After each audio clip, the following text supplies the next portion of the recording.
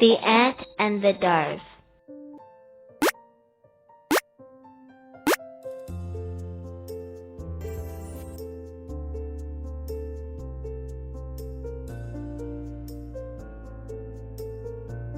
On his way home, an ant saw a sparkling fountain.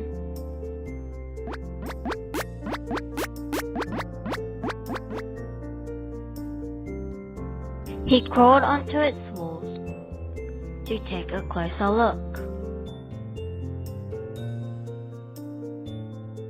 The next thing he knew, he had slipped into the water.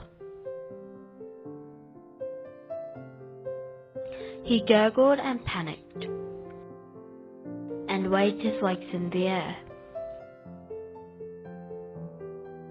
"Help me! I can't swim!"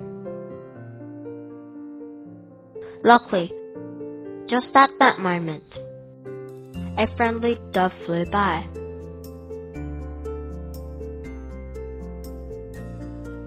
She saw that the ant was drowning and quickly flew to a nearby tree. She pulled off a leaf and let it glide down to the ant.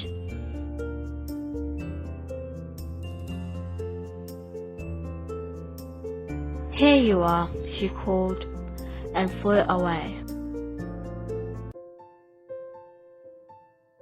The ant struggled onto the leaf. He breathed a sigh of relief as he floated to safety. Phew! The following day, he saw his rescuer in a field. The dove was out looking for worms, and she wasn't alone.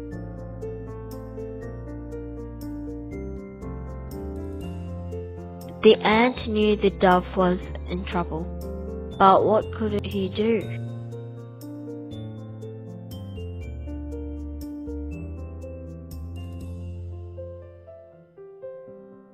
With one scoop of his net, the man trapped the dove.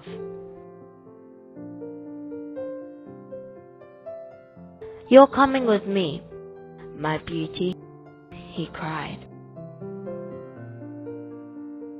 "Not if I can help it," thought the ant. He ran up to the man's leg and bit him.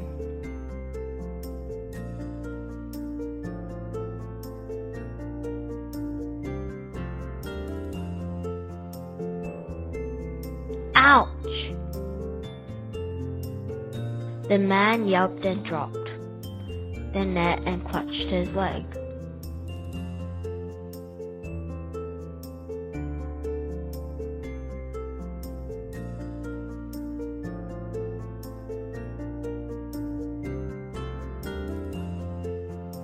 "Thank you, my little friend," called the dove as she flew away.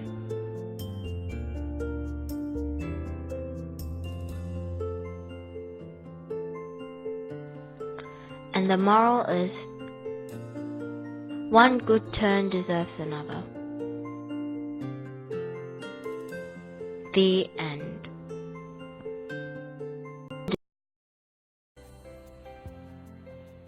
You dare to fool me with a stone in my own meal! I blinked in confusion. Therefore, I am Johan, the best chef in the kingdom, and I have no memory of adding any stones in my recipe.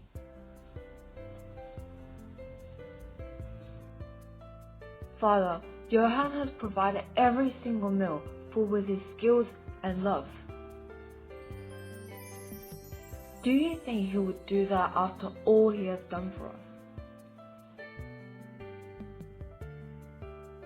Looking at the princess, I blushed and nodded. Seeing the king nodding as well, I let out a sigh of relief. In one condition, you must find out if my crown is pure gold or not, without melting or denting it.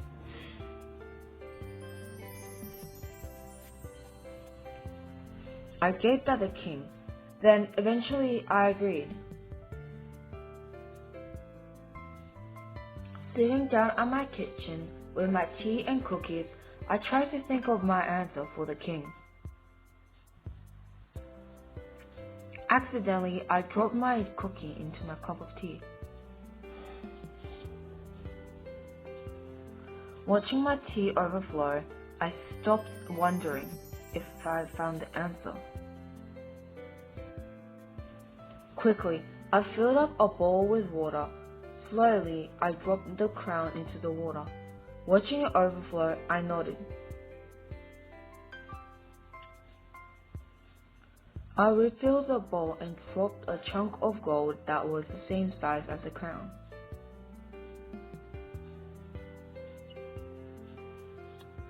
Gold. The amount of water was different in comparison. Yet, the crown has fake gold within its borders.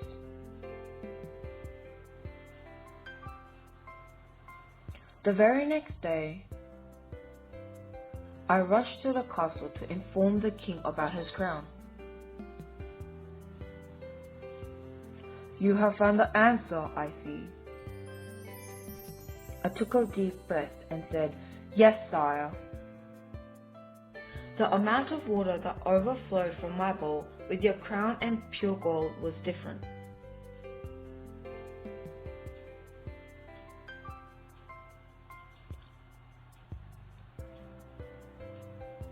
Therefore, your crown, sire, has fake gold in its borders.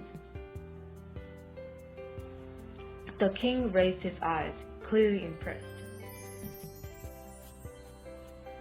You have done well, my friend, Johann. Name a wish, and I shall grant it. I looked at the princess, who looked back with a flash of red in her cheeks. I wish to marry your daughter. Watching the princess giggle with glee, the king nodded.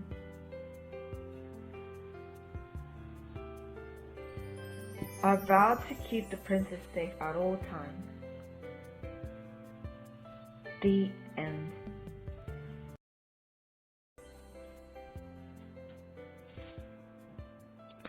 Why does she always wear black?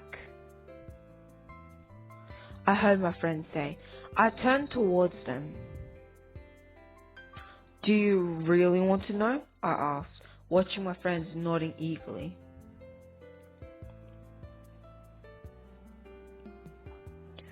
People think there's a rose, dove, hammer, and clothes.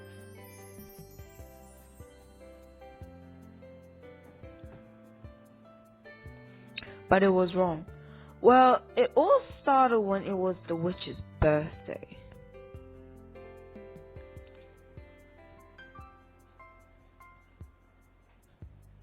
She was getting ready with her white dress, hat, jewelry, and everything.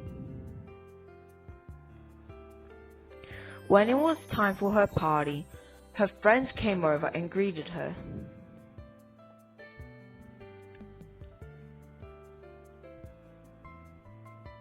Then suddenly, she started coughing.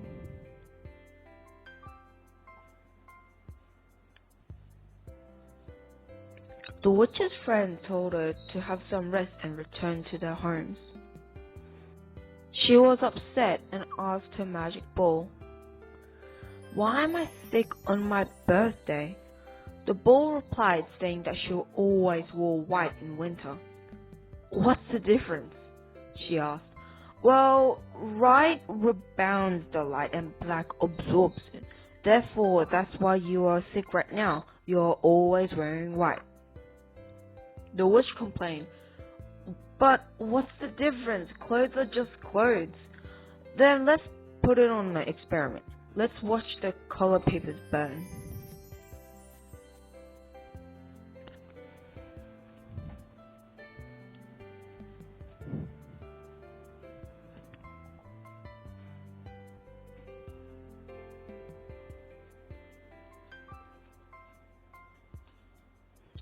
They both watched the papers burn, but only white was the only one that wasn't burnt.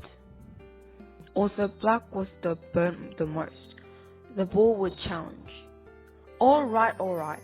Then what do I do when I want to wear white?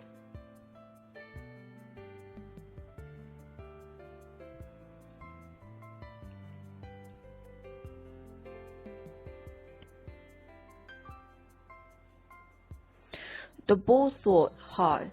Then you can wear white clothing inside home and black outside. So that's how the witch came to wearing black all the time.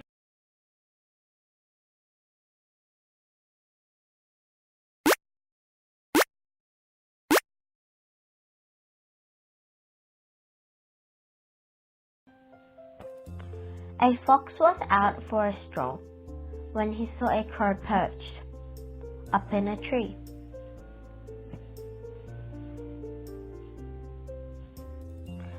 The crow had stolen a piece of cheese.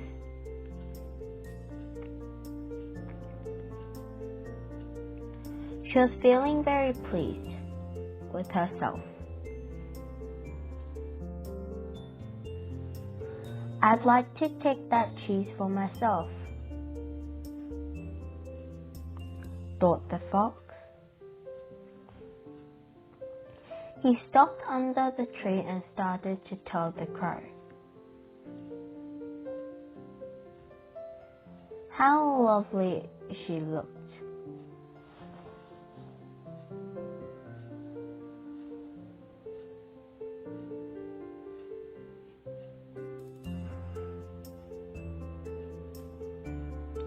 Wow, I've never seen a bird as stunning as you. You have such pretty feathers.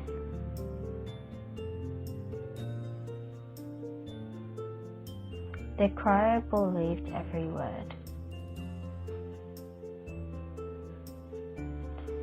I suppose I am quite beautiful, she thought. I bet I have an amazing voice as well. Continued the fox.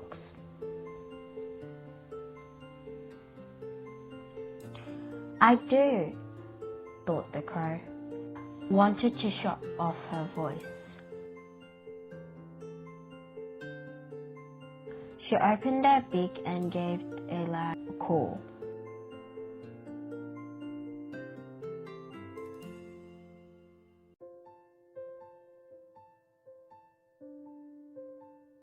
Oops! Out dripped the cheese straight into the fox's mouth.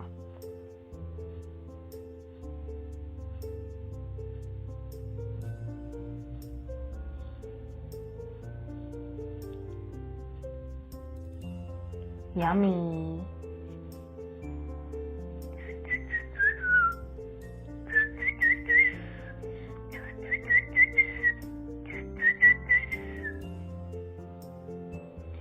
And the moral is,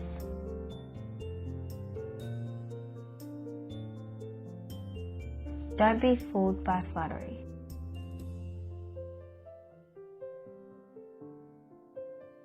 The end. One evening, a silly fox invited a hungry stork for dinner.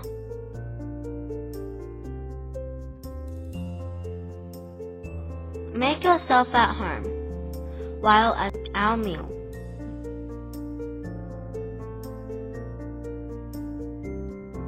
Said the fox.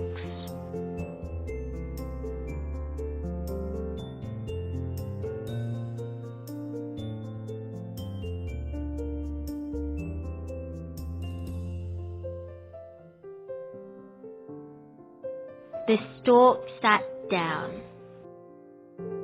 Delicious spicy smells wafted in from the kitchen. Good smell. Yum, Here we are, said the fox, carrying 2 steaming bowls of fresh soup. This should be amusing. The fox greedily lapped up his soup and eyed the stork's bowl. The stork was having trouble. Her beak was too long to eat from the fox's shallow dish.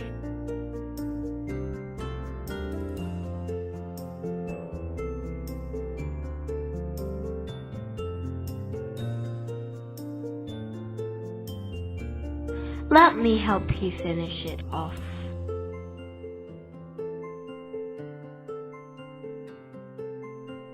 She flew home in a bad mood, feeling very hungry.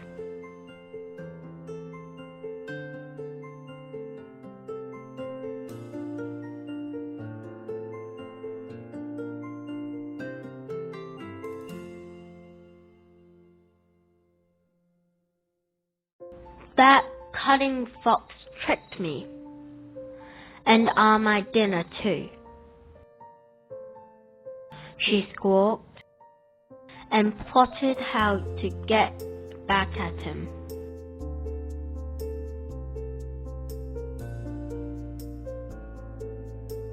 A week later, the stork invited the fox to dinner. I thought I'd make some too. The stork poured the soup into 2 tall jars.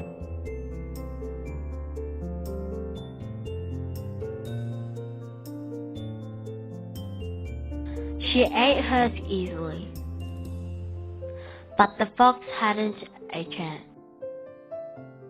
His nose was far too short. I've been fooled by my own trick, he sighed.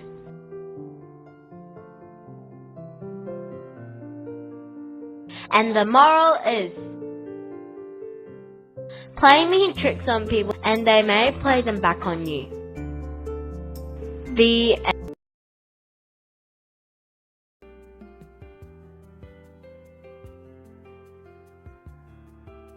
Jean was carrying a heavy bag. Wow, it's still heavy.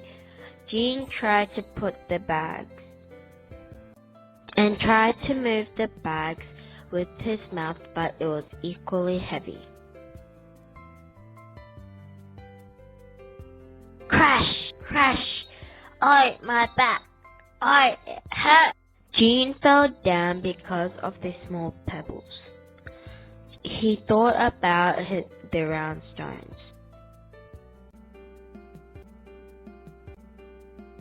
Round stone slides. If I put my heavy bag on these round stones and push it, it will slip. Jean placed the bag and pushed it over the round stones. The bag rolled well. It worked! I wish I could ride it.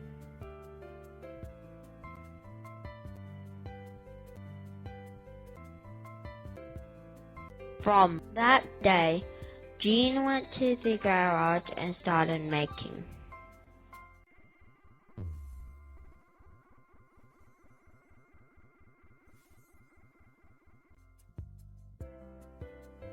He worked hard for several days and liked the board he had created.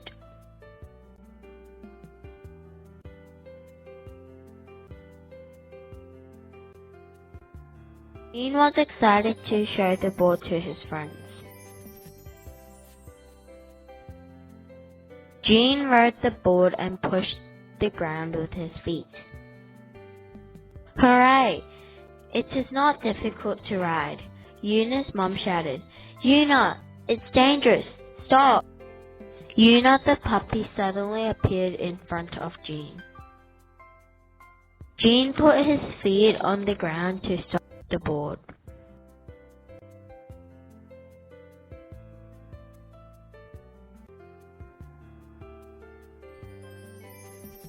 Phew, it just stopped. Are you okay? Did you get hurt? Yuna's mum looked at the board and said,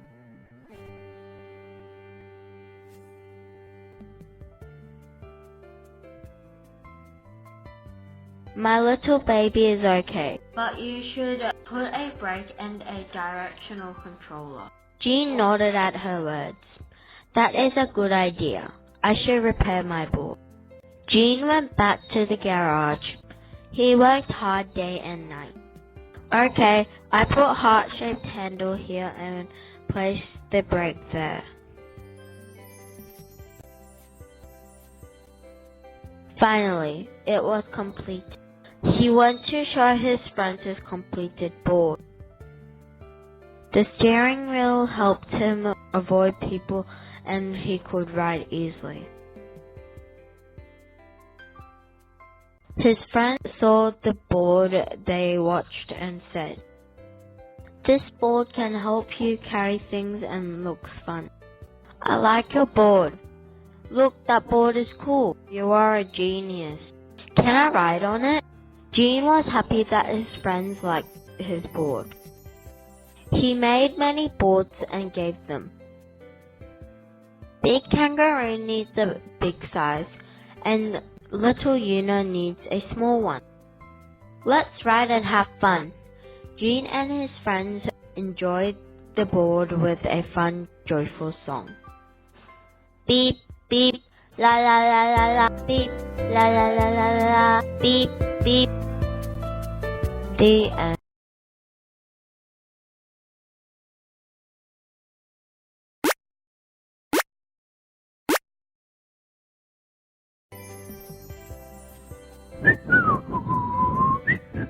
I'm the coolest chef in the world.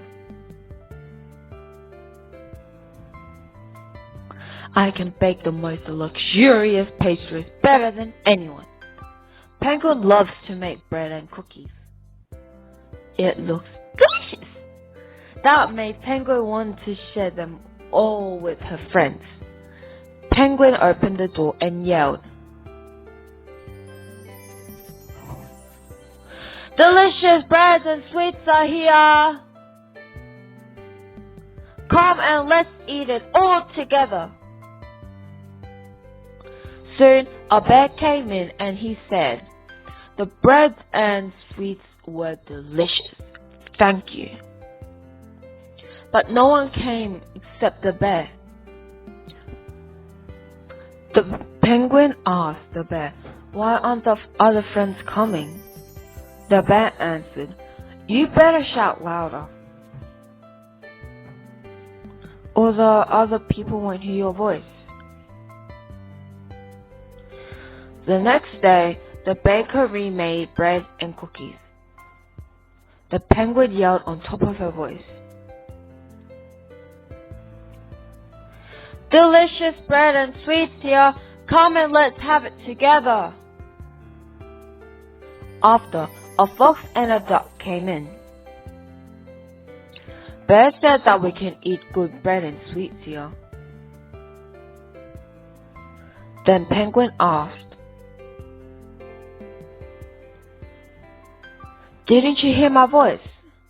They said no, saying they only came here because of Bear's recommendation. Soon, they had delicious bread and cookies. But Penguin still wanted everyone to come.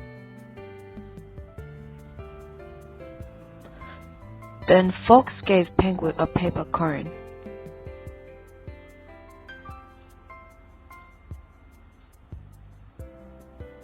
The baker was shouting with a paper cone. Suddenly, it rained and the paper cone got all soggy and wet. Then Penguin asked Mr. Bunnings, an inventor, to make a machine to make her voice louder. The young baker couldn't wait, so she visited Mr. Bunnings' workshop almost every day, asking if it was finished. After a few days, Mr. Bunnings gave it to Penguin.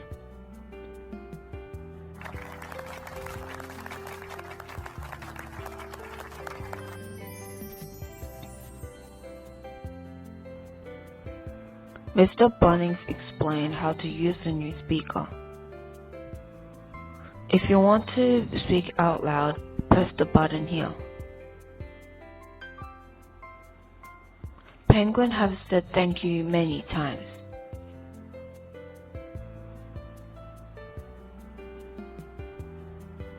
The next day, Penguin recreated delicious bread and other pastries once again.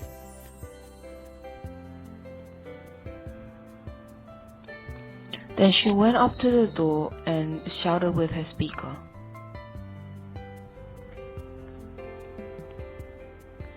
Delicious bread and sweets are here. Come and let's eat it together.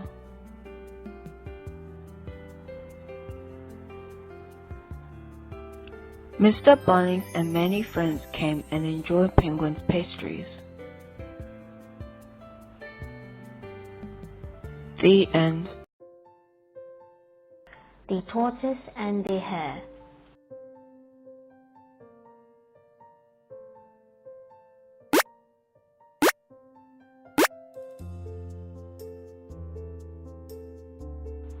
One day, the hare was boasting about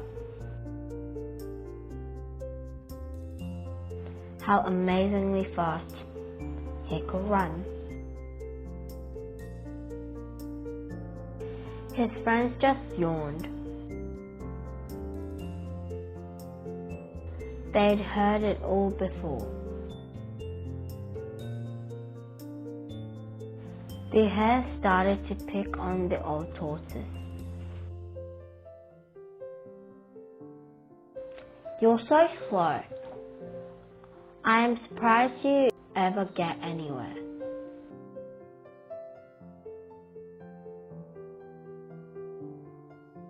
He teased.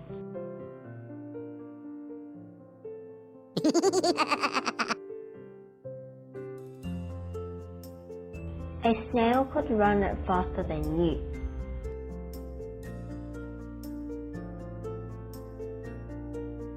I may be slow, replied the tortoise.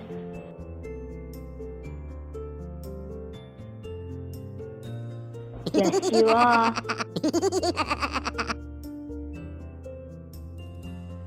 But I bet I can reach the end of this field before you.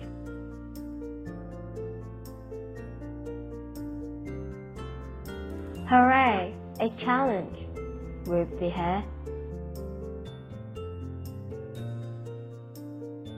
Come on, everyone. Watch me win.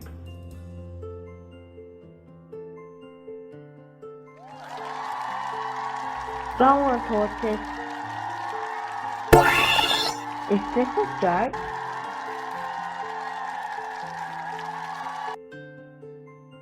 The other animals gathered around the hare.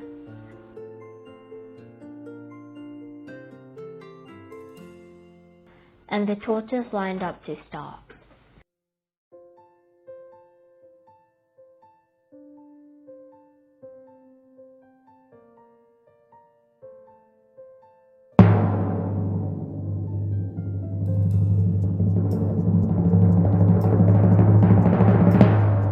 Ready, steady, go!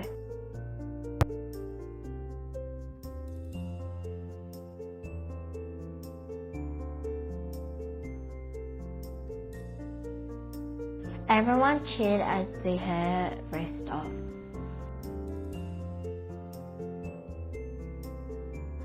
Leaving the tortoise far behind.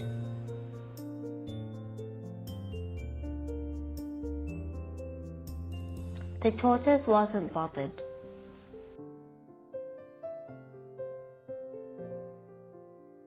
She plodded along at her own speed.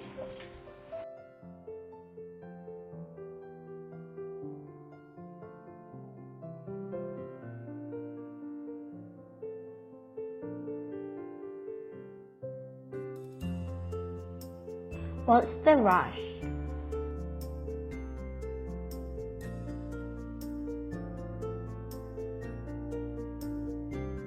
Halfway across the field,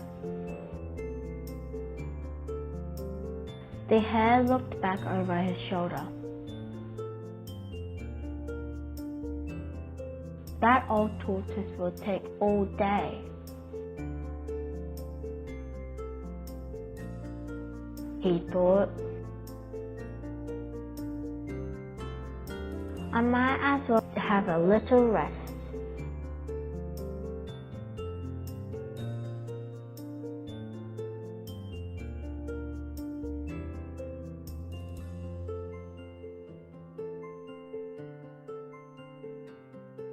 Soon he had fallen fast asleep in the warm sunshine. Several hours later, the hare woke up in a panic.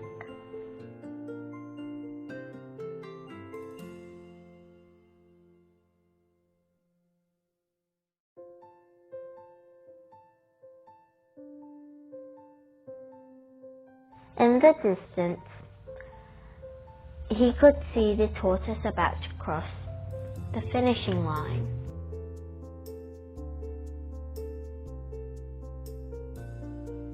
He ran as fast as he could, but it was too late.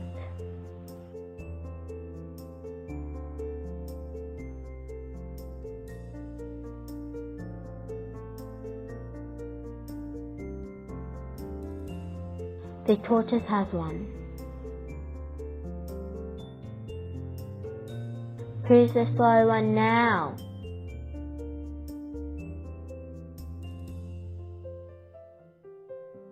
And the moral is, slow but sure can win the race. The end.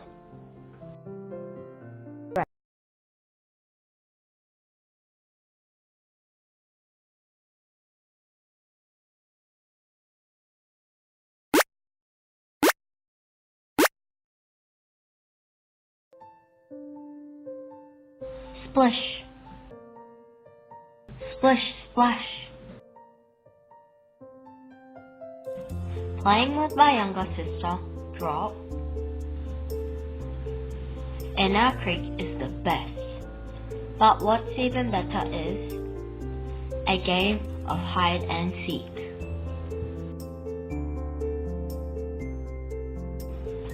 I count from 10. Soon, I go off seeking for Drop. Where are you? I will find you. Is she behind that rock? Are you in the water? Oh, I know. You're behind that tree. Nothing my beloved sister had disappeared. I started to panic.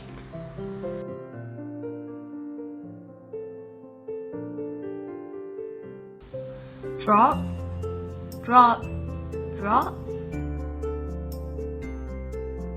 Where are you, my child? What is the matter?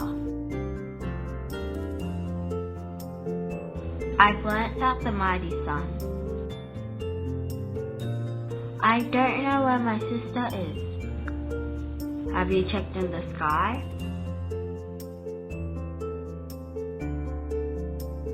The sky? Oh well, clearly you have not. He smiled and let out a warm breeze, letting me to evaporate into the sky. Almost immediately, I saw lots of other raindrops just like me.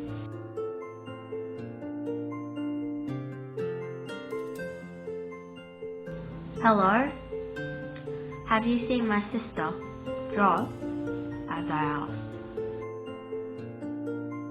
Have you seen Drop? Sorry, I have not seen a drop.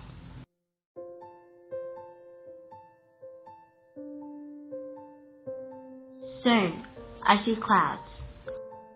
I float up to one of them.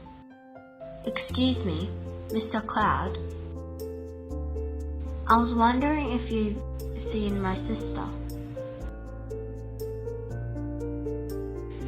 No, sorry, I asked other clouds. Have you seen Drop? Sorry, I had never seen. I am afraid I haven't, child.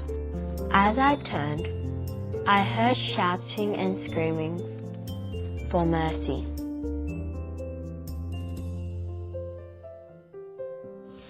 Seeing the wind racing, destroying any clouds on their way.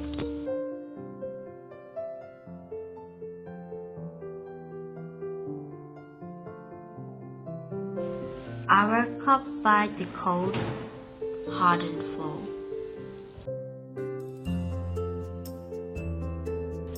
I looked at the frozen plants and snowflakes.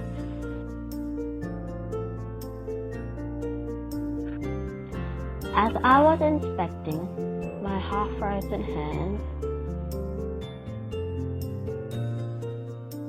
I heard sobbing and crying. Drop?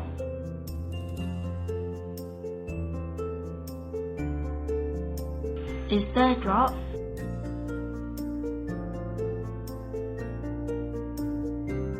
Is you?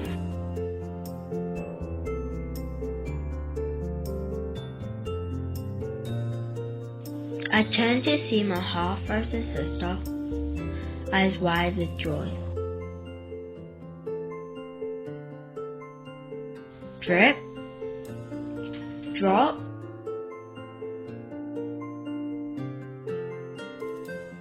We both embraced each other with a deep, loving hug.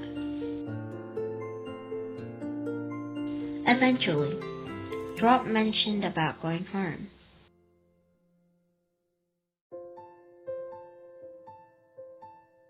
The sun, however, knew and melted us with his hot breeze.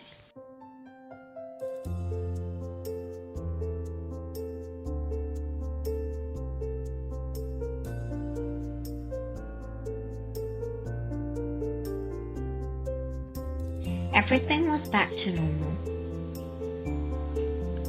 Starting with a good game of hide and seek. The end.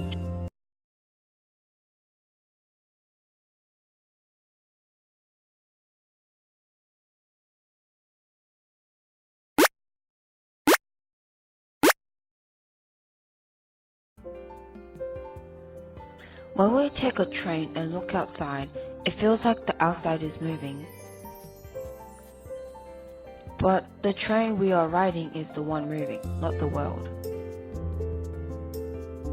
The Earth is the same principle. When we see the sun from our Earth, it's like the sun comes out from the Earth on the morning and goes west.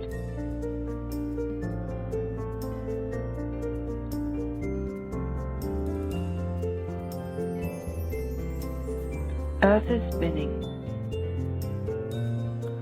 When the Earth is spinning, the Earth does not stand upright.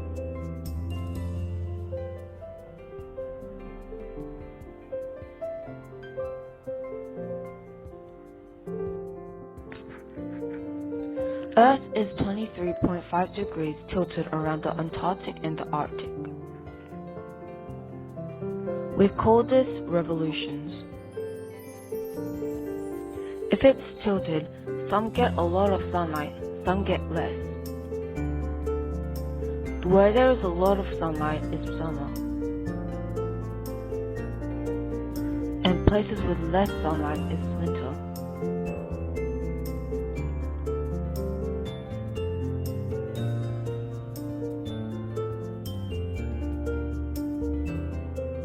This is because the revolution of the Earth. That is why we have all the seasons, summer, winter, autumn and spring. The Earth takes a year to return to its starting point. Earth revolves around the sun. We call this rotation. The rotation of the Earth causes day and night. Where the sun is visible is day, and where the sun is not visible is night.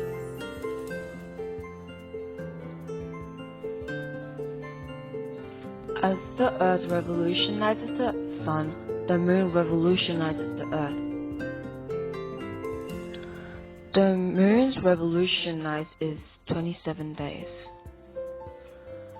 The sun shines because it has light, but the moon has no light.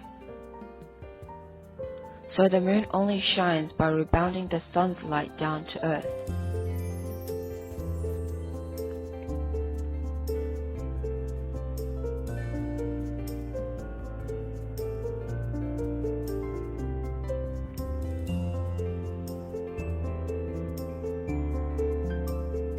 So the shape of the moon is different every day. When the moon orbits the Earth, and when the moon is in the middle of the sun and the Earth, it is called the solar eclipse.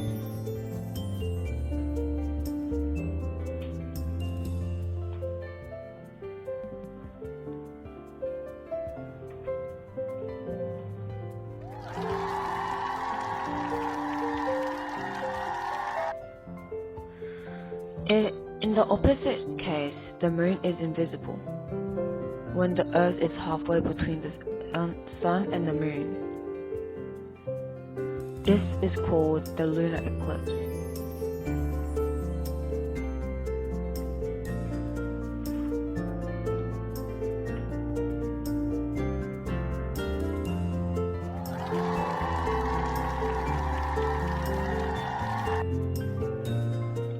The Earth we live in is very mysterious. The end.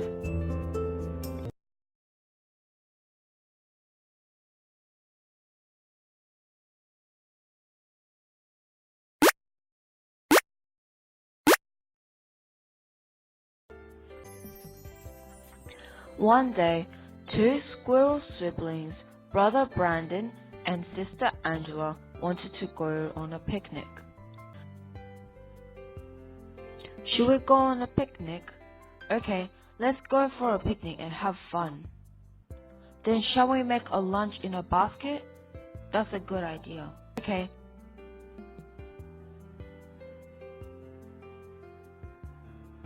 The squirrel siblings were on a picnic. A naughty monkey was watching them. There must be some delicious food in the basket. The monkey ran and took the basket away from the squirrels. Hey, that basket is ours! But the monkey put the basket on the tree. I will eat it, well, because I am hungry. The monkey was laughing at the squirrels and he said, I will eat it after I wash my hands.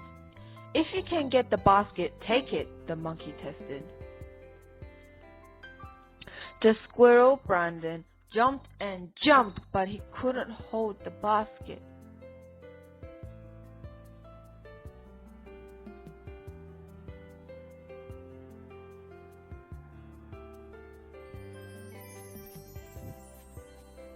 Brandon saw the spider and said to the spider,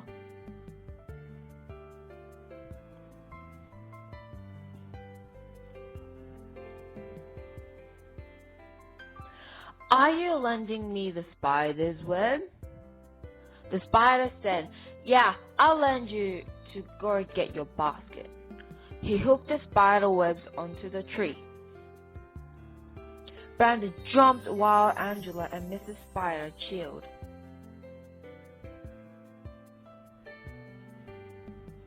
Finally, he grabbed the basket. When the monkey came back, the squirrel was carrying the basket. The monkey followed them without giving up. The squirrel siblings arrived at the river. There was a boat that can be ridden. but there are no oars. They search for the oars. Here are the oars! At the time, Monkey picked up the oars. Oh no, that is mine! The monkey laughed, however. Brandon said, showing the monkey some juice. I'll give you this juice if you give us the oars. The monkey got the juice, and the squirrel siblings got the oars and left. After they left, the monkey shouted, I can't drink this juice! The squirrel siblings laughed, and they said to the monkey, You need an opener! But the monkey was yelling angrily, and the boat was going in the middle of the river. If you can come and catch it! The squirrel siblings crossed the river and had lunch and enjoyed themselves. We need to go home, Angela said. Yeah, let's go home before it gets dark. By the way, did the monkey drink the juice? They looked at each other and laughed. The end.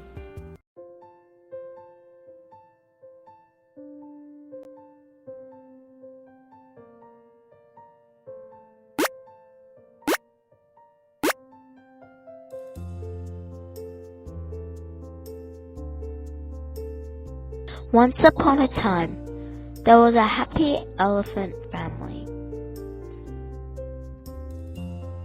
who loved swimming in the nearby creek. One hot day, sunny day, the elephant family to go to the creek. They jumped into the creek. Water was splashing everywhere.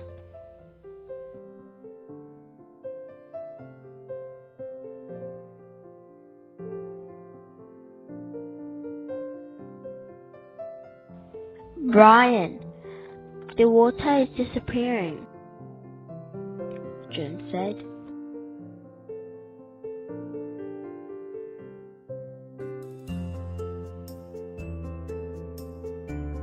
Yes, it is, exclaims Brian.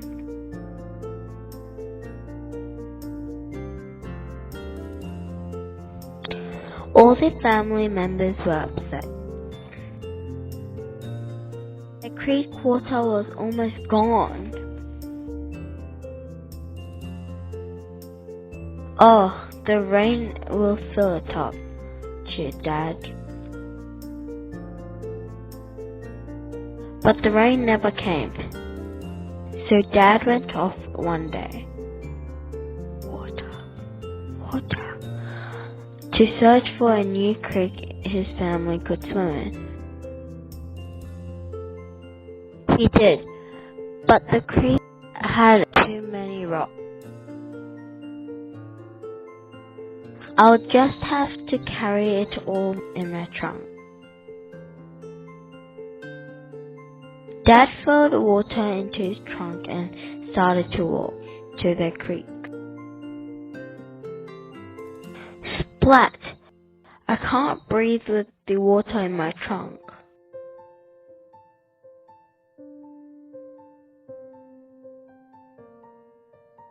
He stomped into the wet soil. Then Dad had a brilliant idea.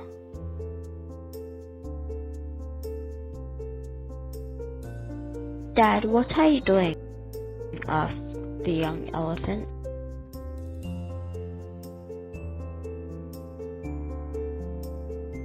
I'm going to make a pipe. After it is all done, the water will transfer into our creek. The boys cheered.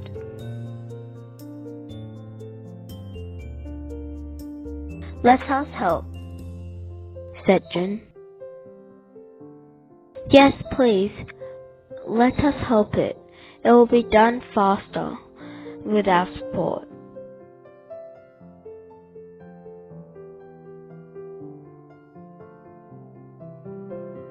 They stomped their way to their creek. Hooray! The water was sliding into their creek.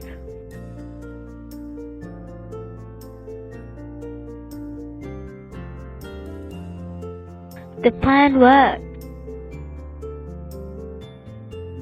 They all jumped happily into the water and enjoyed the afternoon. The end.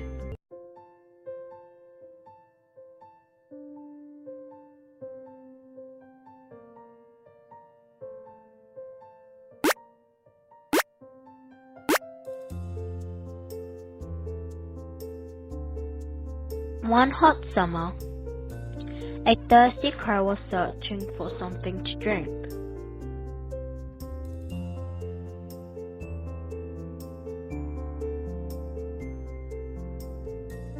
It hadn't rained for weeks and he was beginning to give up hope. Then, in the distance, he spied a pot on someone's windowsill. He flew over to take a closer look. Please let there be some water inside.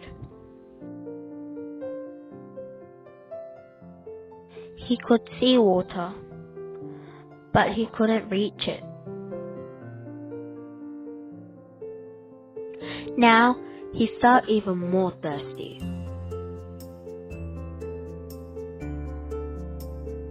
How will I ever drink that? Maybe I could break the pot, he thought.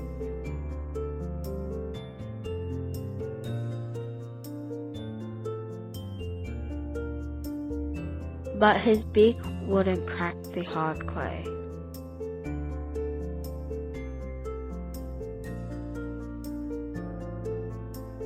If I could just knock the pot over.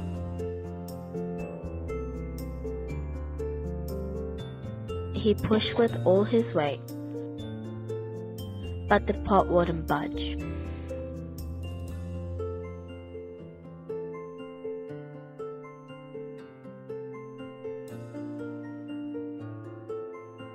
The crow felt very sorry for himself, until he had an idea. He flew to a pile of pebbles, picked them up one by one, and dropped them into the pot.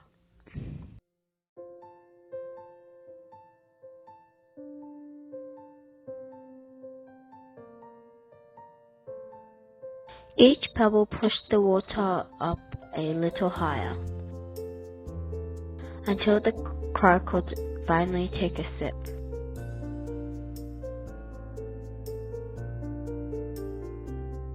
The cold water tasted wonderful, and the crow congratulated himself on being so clever. And the moral is, try hard enough and you'll get what you want. The end.